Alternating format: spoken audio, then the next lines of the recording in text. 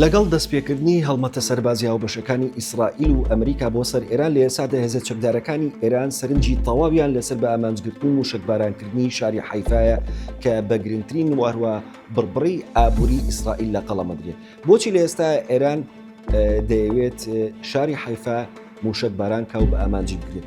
لەبەر ئەوەی گەورەترین پاڵاوگەی نەوتی ئیسرائیل لە شاری حەیفایە کە ڕۆژانە لە ١٦٤ کۆی بەرهەمهێنەوتیەکانی ئیسرائیل دابین دەکات. هەروەها گەورەترین بنکەی دەریایی هێزەکانی ئیسرائیل دەکەوێتە شاری حەیفاوە و لە ئێسادا کەشتیگەری جەرە ئافۆردی ئەمریکیش لە بەندەری حەیفا کە گەورەترین بەندەرە لە ناوچەکەیە لەنگەری گرتووە. خاڵێکی کە ئەوەیە کە شاری حەیفا خاڵی پێکەوە بەستنەوەی بازرگانی هندی ئەوروپی ڕۆژهڵاتی ناوەڕاستە.